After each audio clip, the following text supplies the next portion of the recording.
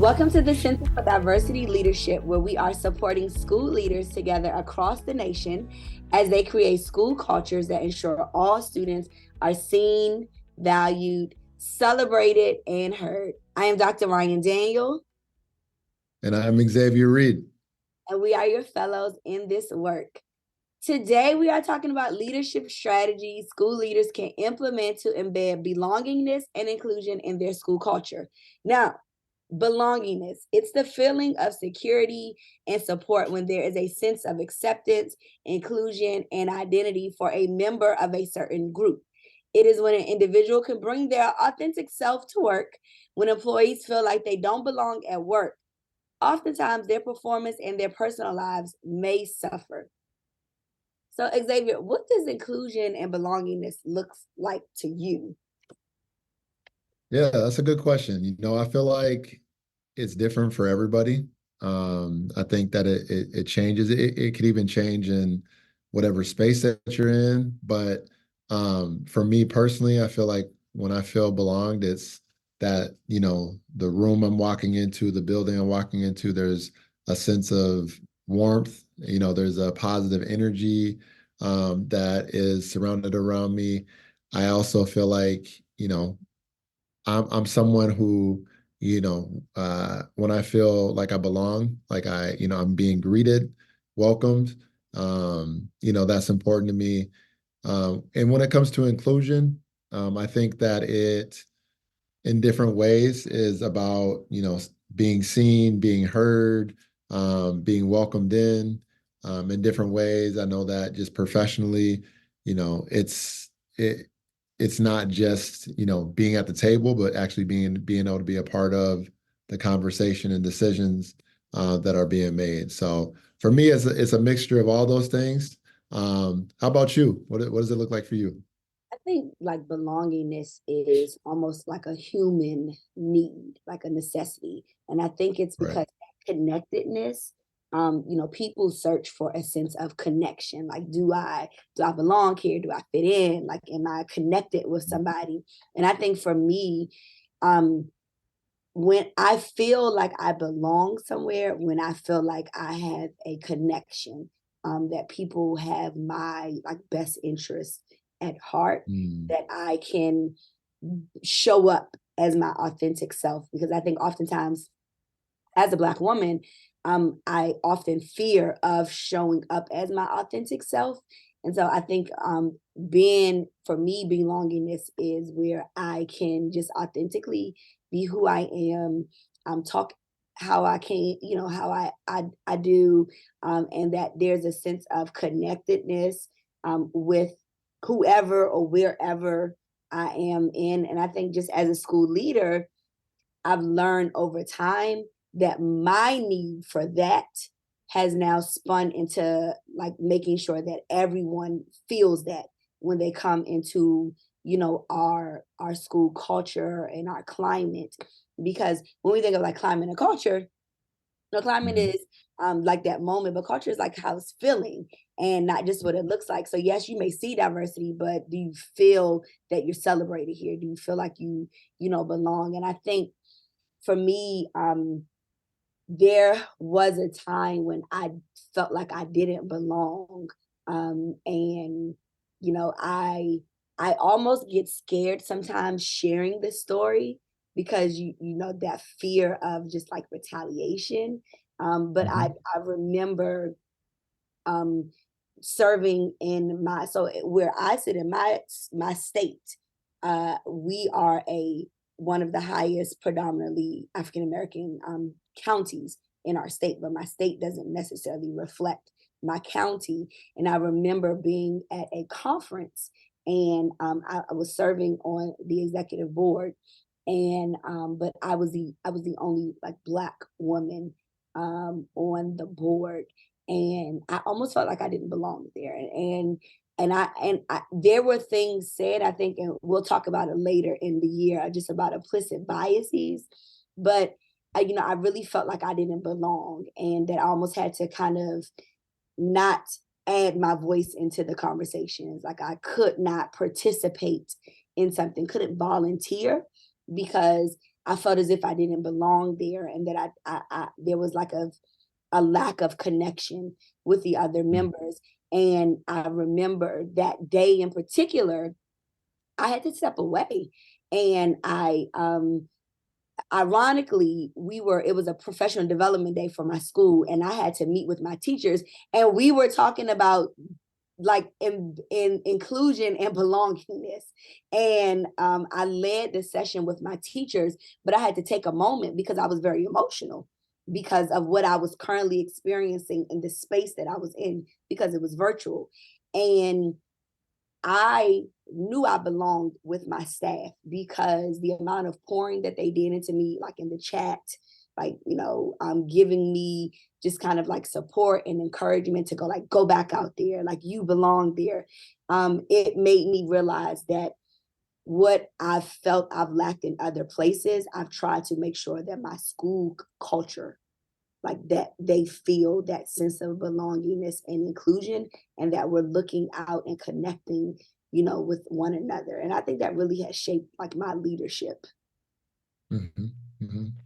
Yeah, that's definitely that's really deep, and that's a significant situation that you went through, and can see that as you were talking, I was trying to think about when I've had moments where I haven't felt belonged, and just the connection just to our work that we do in schools, and just growing up here in Minnesota, I'm definitely not usually in the majority in spaces that I'm in. As a student, just thinking back to my elementary years, I lived in a different part of the city, and I was maybe one of three or four kids in my class who were of color, maybe one of two, maybe one of five kids in the grade that were Black. And so it was definitely a culture shock, because, one thing that I talk about with our staff a lot is, for when you come from a community of color, whether that's Black, Asian, Hispanic, up until you get to kindergarten, that's for the most part, that's what you know. Not every kid gets a chance to go to daycare, gets a chance to go to preschool, gets a chance to do some of those things. But when you're in your home and you're in, your community, and you're in your space, like that is what you know. And so, especially here in Minnesota, where we have less than 0.5% of our teachers are Black, for a Black student coming into that space, it feels different. And so, just being able to navigate that, I think that when I look back on it, obviously at 6 and 7 years old, not able to articulate exactly what I was feeling, but as I reflect on it, I think that there were different microaggressions that came up for me as a kid, and I think some of those things put a ceiling on what I felt like I was capable of as a student. And so, fast forward to junior high school or high school, when there's honors classes, there's AP classes, there's these different things, and in the back of my mind, I'm a confident person. I'm definitely confident. But academically, and specifically like with math, for instance, I felt like I had a ceiling on myself because of previous microaggressions or things that were said or limitations that were put on me. And I think that when I reflect on that, I think about our students, and I think about the messages that we unintendedly or intentionally can send to students to put ceilings on them. And I don't ever want any students that are in our buildings to feel that way. I want there to be not, I don't want to gatekeep. I want to, remove the barriers. I want to open up doors and provide opportunities for any student to achieve whatever it is that they're looking to achieve.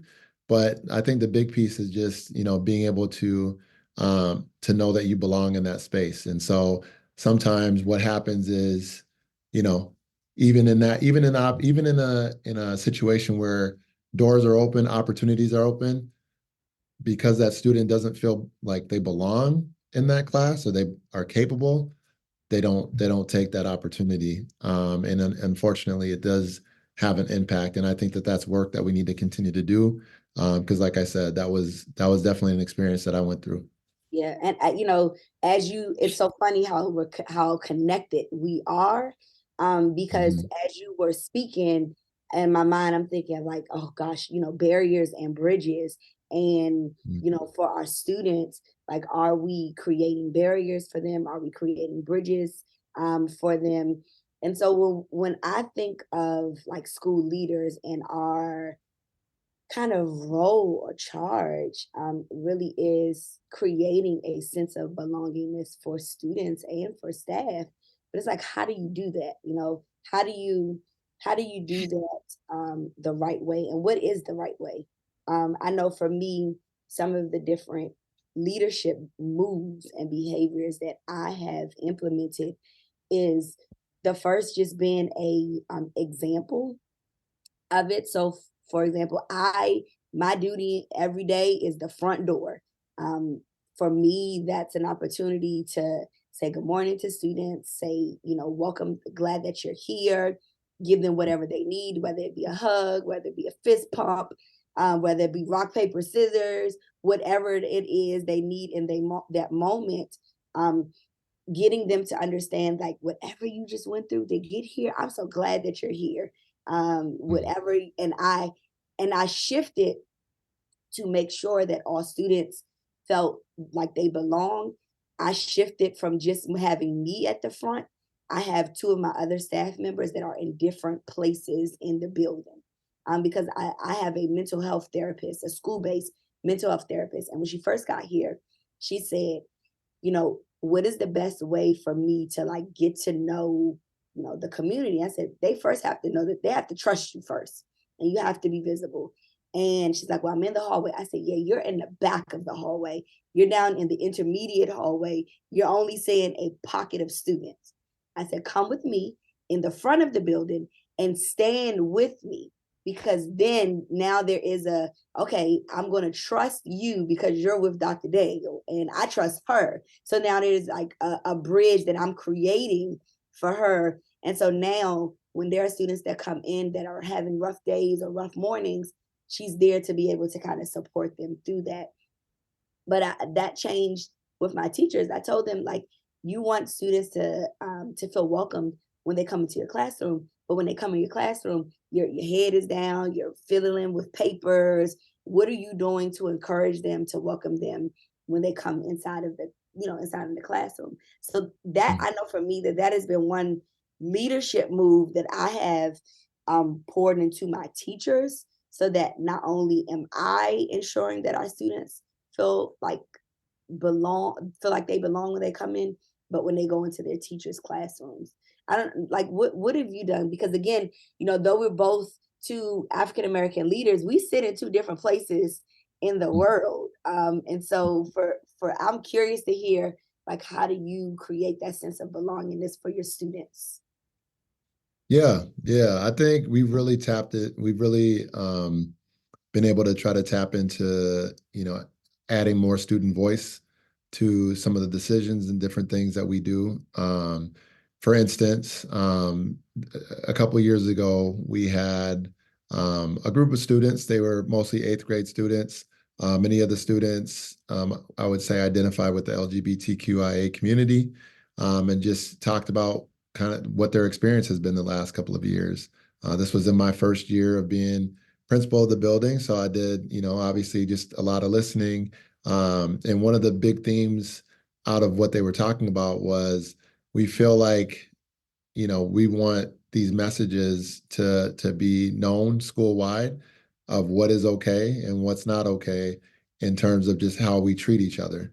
And so the students really led the charge themselves with some support from us as administrators, and they built a whole PBIS lesson that we now call our harmful language and harassment slides that we use to basically, go through everything as far as what is okay and what's not okay in this space, and how we can build a community where everybody is seen and respected. And it was the students that did that, and it was their voice.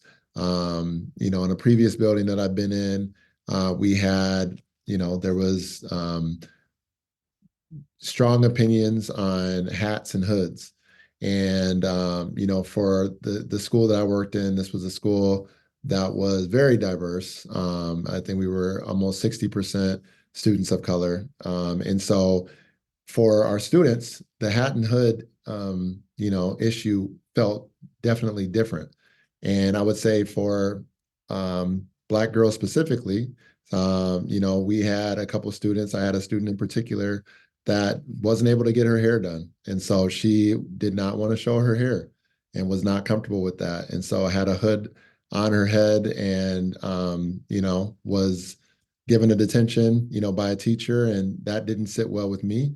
It didn't sit well with other students, and those students rallied together and were able to, do some research, do some talking to other students and other staff members, and they are the reason why we no longer had a hat and hood policy in the building. And so, for different reasons, I think the student voice is the most powerful voice in the building, and it's just not tapped into enough. And so we're currently just trying to find more ways to be able to tap into that voice as well.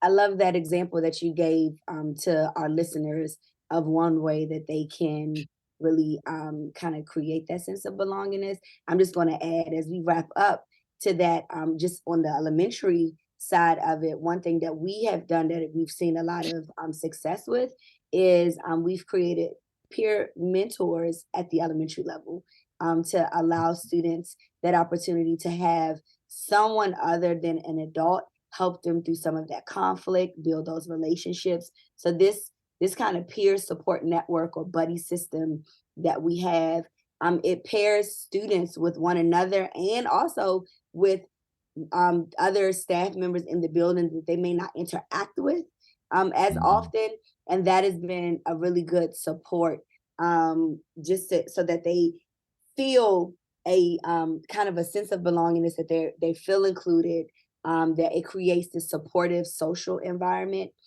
for students.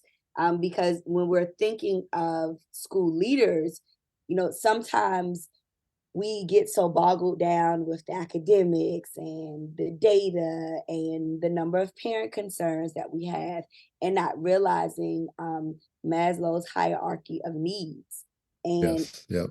tap into that and meet our students and our staff's needs of wanting to feel connected and a sense of belongingness and inclusion, then it's going to hurt us and hinder some of the success that we can have in the long run.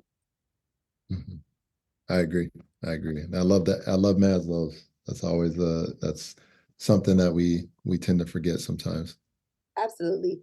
So thank you so much for joining us today. We hope that you were able to take a little bit of our stories and connect them to some of your own leadership and lived experiences.